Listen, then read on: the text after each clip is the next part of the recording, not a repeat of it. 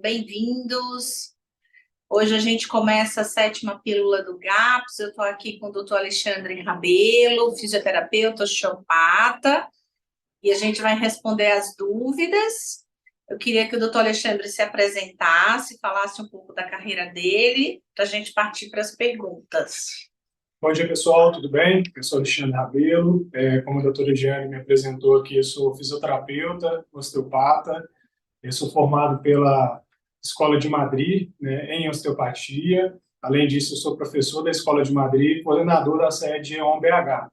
Estou aqui no grupo do Zumbido, junto com a equipe, cabeçada aqui pela doutora Giane, né, há 3 anos, atendendo esses casos de pacientes de zumbido, principalmente com algumas características aí, né, ditas somatosensoriais. Agradeço o convite, né, de poder dividir um pouco do conhecimento aqui que a gente vem desenvolvendo e trabalhando aqui dentro do grupo. Bom, primeiro, eu gostaria que o doutor Alexandre falasse como é que ele caiu nesse mundo do zumbido, né? Como é que tudo começou? Me fala. Então, dentro desse contexto, né, do paciente de complexidade, que acaba que chega no consultório, né, um desses pacientes são os pacientes de zumbido, né, Jane? São aqueles pacientes que a gente considera que exige-se uma visão um pouco mais sistêmica e globalizada, né? E como que eu cheguei até aqui no HCUSP, né? Um colega nosso, que é professor da Escola de Madrid também, o Vinícius Stefanelli, fez a defesa de doutorado dele nessa área. E a Giane estava na banca dele, né? E ela pediu para o Vinícius, comentou com o Vinícius se não poderia estender um tipo de abordagem terapêutica aqui também no HCUSP, através da osteopatia, né? E foi uma época de pandemia, foi uma época muito conturbada, né, doutor Jean? E nós participamos também do grupo de orientação de TCC da Escola de Madrid. Em uma dessas reuniões, o Vinícius comentou que estava com essa porta aberta aqui, através da doutora Giane, e que quem tivesse interesse poderia participar um pouco, né, desse processo todo e tudo. E aí a gente veio, fez uma entrevista, né, doutora Giane, e começamos aí a atender alguns casos, né, para ver qual que eram as respostas, né? Começamos a participar também das reuniões clínicas aqui, aprendendo bastante com o grupo todo, né? Com a equipe, não só com a equipe médica, mas a fono, a parte da psicologia, né? A parte desse complexo, né? Que são esses pacientes. E nós entramos aí também dentro da conduta, dentro do tratamento osteopático para a ajuda desses pacientes. E me conta uma coisa, antes disso, você já via muitos pacientes no consultório? Você já tem consultório há muito tempo, né? Sim. Com queixa de zumbido, você tinha esse repertório? Como é que era? O interessante é que os pacientes, né, que procuram um tratamento, né, fisioterapêutico e osteopático, muitas vezes ele chega com uma queixa mais musculoesquelética, né, Jean? E à medida que a gente vai tendo mais resolutividade, muitas vezes as queixas secundárias, elas se apresentam como queixas primárias. Então, por exemplo, um paciente que tinha uma dor na coluna lombar e que muitas vezes tinha uma constipação intestinal, ele trata e melhora a dor lombar e ele percebe que a constipação dele melhorou. Aí, muitas vezes, ele encaminha um paciente constipado para ver o que a gente pode fazer para poder ajudar. E o zumbido foi muito dentro desse processo também. Então, muitos pacientes que tinham traumas na região de cabeça e pescoço, extração dental, uso de aparelho, normalmente esses pacientes, eles também tinham uma queixa secundária como o zumbido.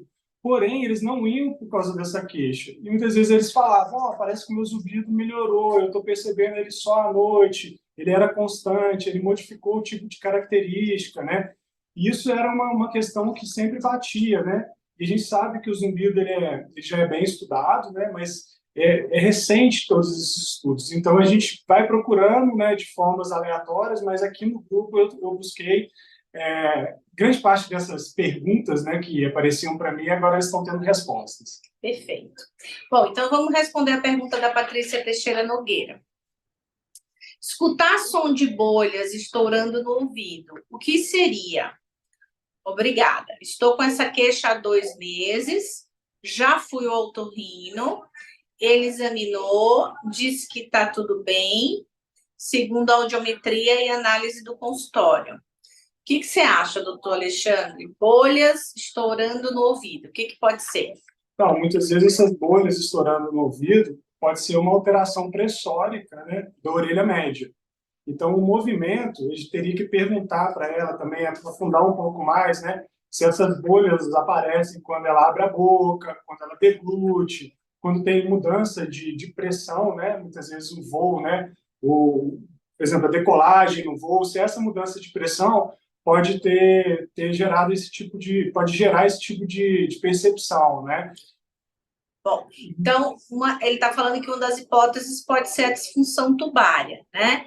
Que é aquela estrutura, tuba auditiva, é aquela estrutura que abre e fecha, equalizando, né, a pressão do ouvido com a pressão do ambiente à nossa volta. E que a gente percebe esse abrir e fechar quando a gente deglute, né, quando a gente boceja, quando a gente mastiga, etc.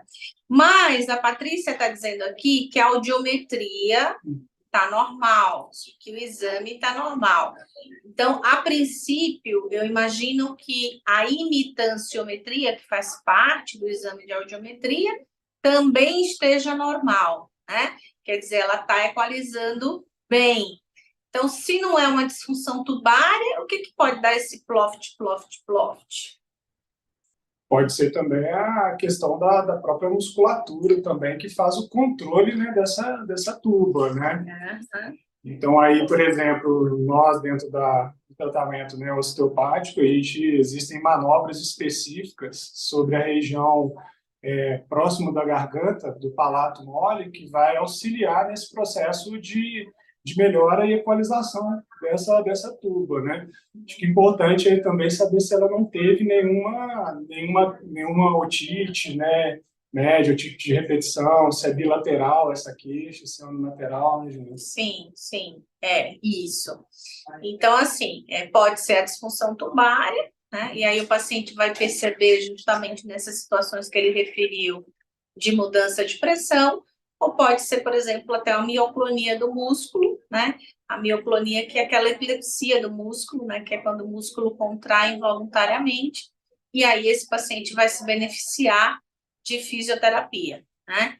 De osteopatia. Eu estou imaginando isso porque o otorrino examinou, a audiometria está normal, então deve ser alguma coisa muscular, né? Quer dizer, não deve ter otite, não deve ter disfunção tubária, provavelmente pode ser até sequelar, depois que a pessoa tem uma otite, uma sinusite, alguma coisa, pode ficar realmente esse batimento aí do músculo, ou o músculo contraindo sem necessidade, né? E aí a gente parte para o tratamento fisioterápico. Bom, a segunda pergunta. Eu tenho um chiado no ouvido há 6 meses. Ora aumenta o chiado, ora diminui o chiado. Já fiz audiometria e acusou uma perda em agudos. Os exames de sangue deram normais. O que fazer agora? Doutor Alexandre. Então, por exemplo, esse paciente, né, ele apresenta perda auditiva, né? Então, um dos fatores aí de zumbido, né, pode ser essa perda auditiva. Mas aqui, como ele fala, né, Jane, hora aumenta, hora diminui, né, não é um zumbido constante. A gente teria que entender esse hora aumenta, hora diminui. Porque muitas vezes a gente pode estar próximo aí de um zumbido com característica somatosensorial, né, doutor? Então, muitas vezes, o que aumenta esse zumbido? É o movimento da cervical? É o movimento da ATM? É o momento que você está, por exemplo, num momento de estresse maior no trabalho, ou uma postura mantida durante muito tempo, né? É o acordar que esse zumbido tá diminuído ou está aumentado? Então, tem algumas perguntas que a gente precisa complementar na anamnese para a gente começar a pensar em algumas hipóteses diagnósticas para observar se esse zumbido tem uma característica somatosensorial. Agora, como o exame de sangue já deu tudo normal, né, acredito que essa parte metabólica a gente já meio que descarta, né? Então, ser, assim, né? Isso é uma coisa que a gente vê com muita frequência, né, no consultório. O paciente ele tem uma salada de fruta de fatores que se somam dando zumbido, né? Então, não é uma coisa só. Nesse caso, na audiometria, já acusou uma perda. Então, esta perda em agudos pode ou não ser a causa do zumbido dele. Teria que fazer uma acufenometria, localizar a frequência do zumbido, ver se bate com a perda, né? De repente também um bera, outra emissão, para ver se existe uma falha ali de resposta das células, a mesma frequência de perda e do zumbido, então para ver se as coisas se casam, mas esse é um dos diagnósticos diferenciais, a perda auditiva dando zumbido, mas a perda auditiva não justifica um zumbido que aumenta e diminui, né?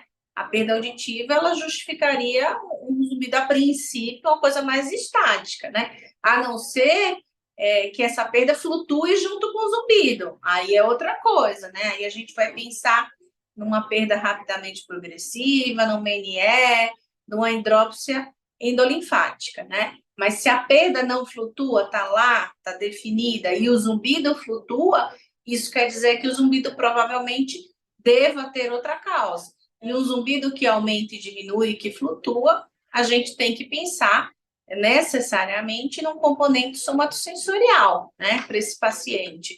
E aí a gente vai investigar no próprio consultório, esmiuçar mais a história, como o Alexandre falou, e palpar essa musculatura em volta do ouvido, né, para poder saber se existe ou não essa relação. Bom,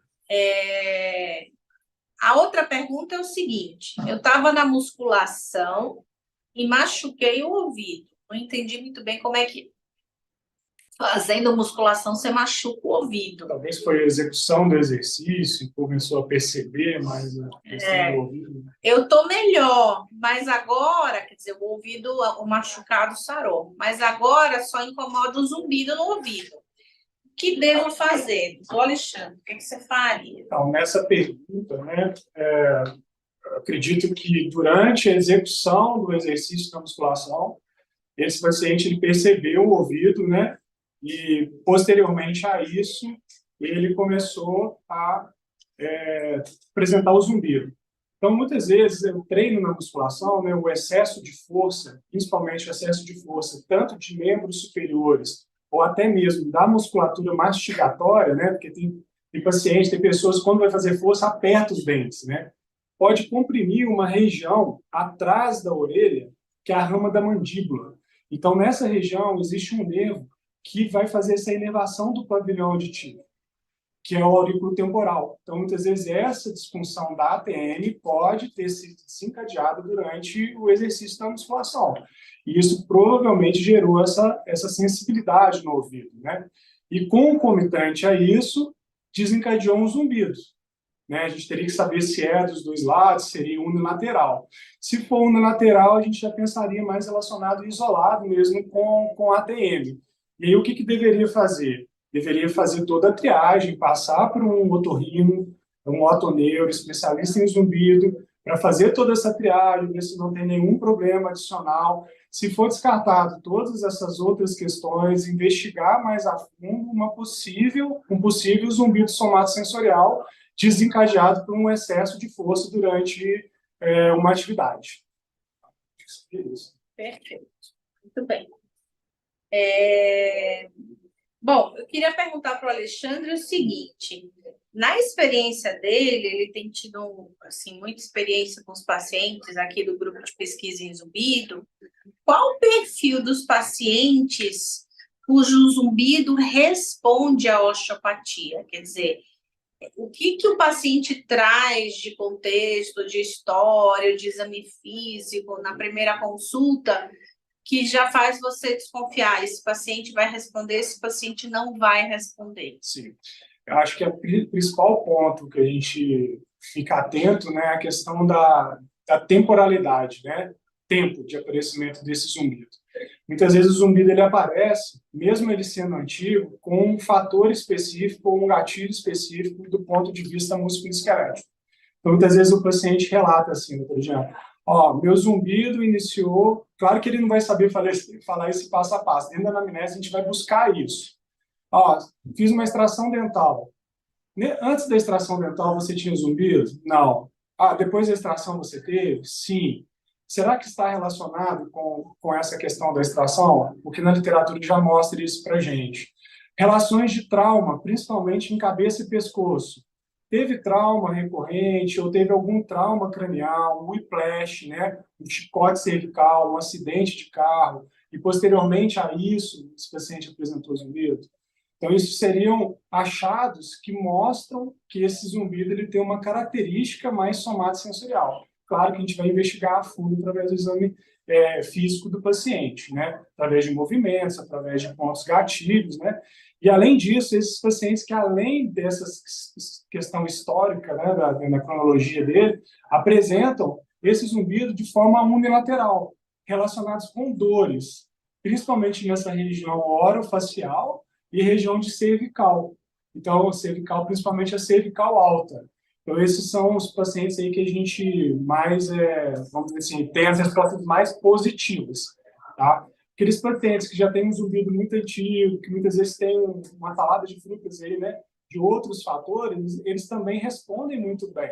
Mas muitas vezes eles precisam de um manejo mais detalhado, né, da equipe médica, através da parte nutricional, através da parte, vamos dizer assim, da psicologia também, para auxiliar nesse processo.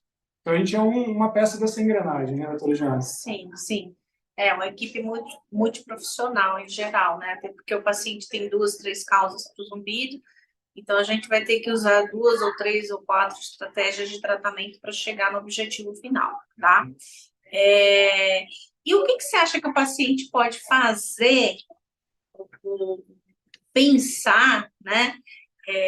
Para saber se aquele zumbido é um zumbido que pode realmente ter benefício com fisioterapia ou com osteopatia. Tá, esse paciente, então, assim, vamos dizer assim, o paciente vai triar, né? Ele mesmo vai triar o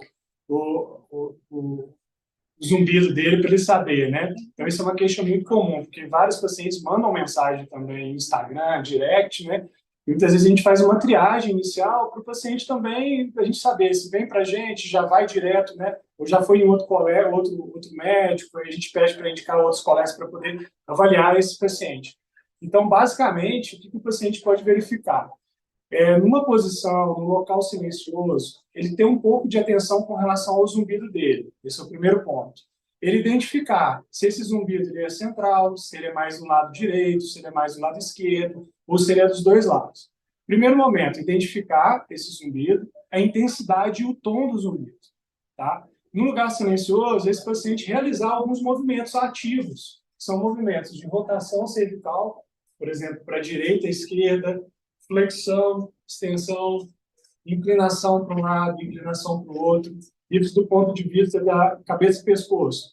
Da parte da ATM, abertura de boca, fechamento, jogar o queixo para frente, jogar o queixo para um lado, jogar o queixo para o outro, fazer um pouco de resistência nesses movimentos. Se ele perceber que esse zumbido modifica de localização, intensidade ou característica, ou tipo do zumbido, provavelmente ele tem um componente somatosensorial influenciando. Mas existem pacientes que não alteram o zumbido com esse tipo de manobra. Então, ele tem que perceber também que, com alguns movimentos, muitas vezes, esse zumbido aparece. Por exemplo, eu acabei de atender uma paciente aqui no HC, que ela não tem nenhum teste de modulação positivo, mas ela é classificada somatosensorial porque quando ela está trabalhando ou ela está em alguma postura mantida, esse zumbido ele começa a alterar, ele começa a aumentar. E ela relatou que ela está fazendo uma pintura na casa dela e usou muito o braço direito. E isso gerou um espasmo maior nessa musculatura de trapézio, e isso começou a alterar também o zumbido dela. Então, são esses achados do movimento ou do dia a dia que o paciente teria que ficar mais atento para trazer essa informação também ou para procurar essa ajuda no tratamento fisioterapêutico ou dentro da osteopatia. Perfeito. E me conta uma coisa, o que você vê na maioria dos casos? O zumbido melhora com osteopatia ou precisa de outros tratamentos? Então, quando o zumbido é bem específico, né, somatosensorial, ou uma tensão lá do tensor do véu palatino, né, e é muito direcionado, porque a gente recebe o paciente aqui, da equipe já com toda essa triagem, né? Então, vamos dizer assim, um paciente um pouco mais limpo, né, ou que já passou por outros tratamentos, né? Então, ele tem uma resposta muito satisfatória, né? A gente fez um piloto que a gente observou melhoras, né, nos questionários, melhoras também nos exames de acufonometria, né? Então, a gente está trabalhando aos poucos para depois publicar esses trabalhos para poder beneficiar outros colegas, né? Eu acho que o grande interessante é que a osteopatia ela tem uma visão de diminuir um pouco essa informação que vem do sistema para o sistema nervoso central. O que seriam isso? As informações externas, né, esteroceptivas, que vêm para a pele, ou proprioceptivas, que vêm para a musculatura ou para a região da articulação, né? A gente consegue trabalhar um pouco e dessensibilizar essa via. Então, muitas vezes, a resposta efetora, né, da musculatura, ela diminui. Isso o paciente tem um benefício bem grande e a gente vem acompanhando esses pacientes com segmentos, né, que a gente chama de follow-ups, né, com 3 meses, 6 meses, e a gente percebe não só a manutenção, mas manutenção dessa melhora, né, do paciente.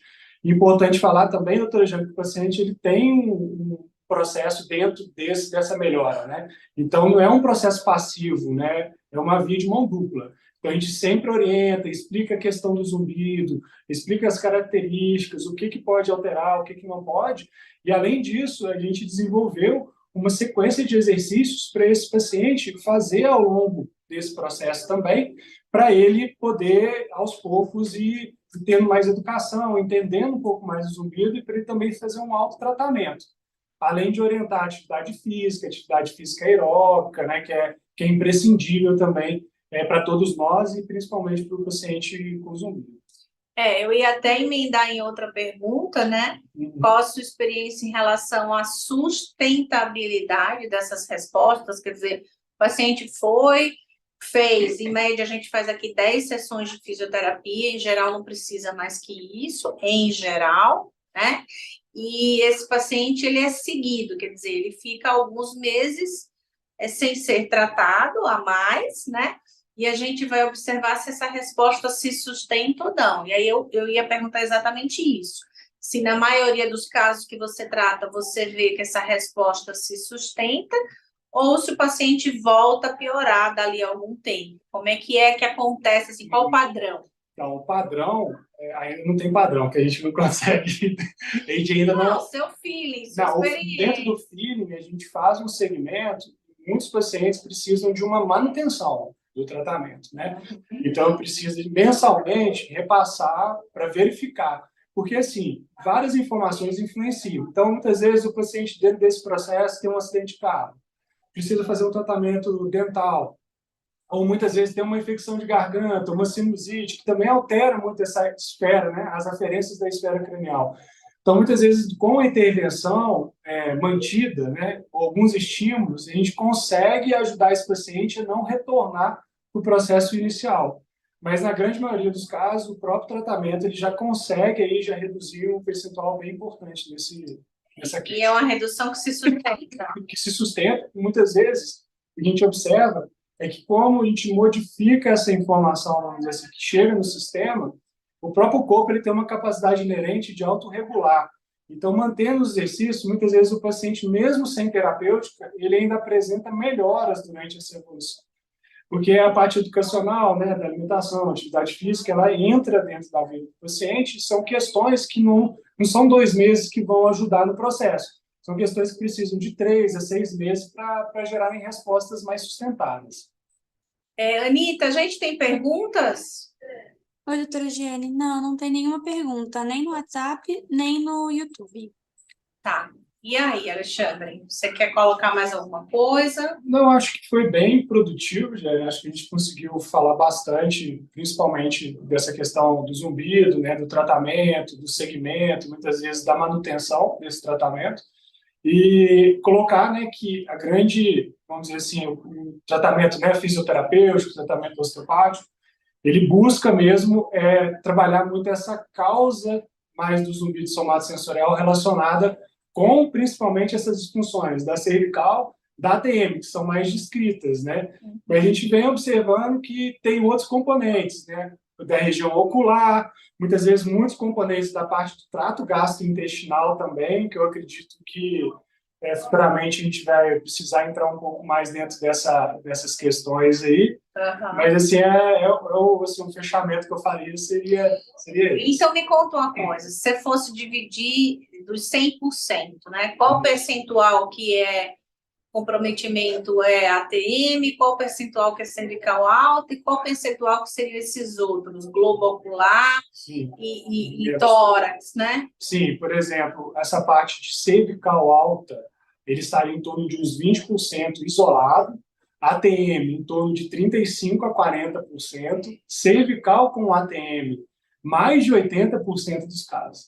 A parte ocular é mais rara, em torno de uns 2% dos casos, essa parte mais sistema gastrointestinal é bem menos, vamos dizer assim, computada, mas acredito que seja pouco computada porque é uma coisa nova, que está começando agora, eu acho que vai ter uma atenção maior para isso na questão do diagnóstico. Muitas vezes esses percentuais podem distribuir um pouco maior. Perfeito. Sabe?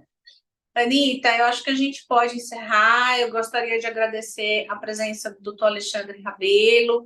Ele é um cara extremamente empenhado, extremamente resiliente, vem toda semana de BH, pega o voo, larga a família, Perde o voo, atrasa o voo. Paga para estar aqui com a gente, né? É raro a gente ver isso. Então, é um cara super competente, está fazendo o doutorado dele, vai agora qualificar, cuida muito bem dos nossos pacientes, dos dele também em Belo Horizonte. Eu queria super agradecer a ele esse combo todo que ele traz com a presença dele aqui, essa contribuição imensa que ele dá ao grupo. Na realidade, eu que agradeço, tá, Jane? Agradeço aí a possibilidade e a abertura de portas, né? Que através da doutora Giane a gente está aqui no HC, abrindo portas mesmo para dividir um pouco o que a gente aprendeu, né? A gente dentro da osteopatia, a gente brinca que a gente aprende tanto e a gente chega numa fase que é importante a gente produzir essa informação para deixar para os próximos, para os próximos vierem e fazerem também, porque isso o processo vai acontecendo da melhor forma possível e o paciente que é o mais agraciado nesse processo todo, né? Já me exagera um pouquinho nessas questões aqui, tá? Eu sou bolsista, tá? Eu estou pagando com a bolsa, tá? Bolsa no Brasil, é muito bom. Não, mas está valendo. Muito obrigado, Virginia. Anita, obrigada à Fundação Torrino, que apoia, incentiva e que tem essa iniciativa aí assistencialista, né? Que é uma fundação muito importante. Eu queria agradecer também e até a próxima pílula, que vai ser em breve, gente. Tá, um abraço. Obrigada, Tchau, tchau. gente. Tchau, tchau.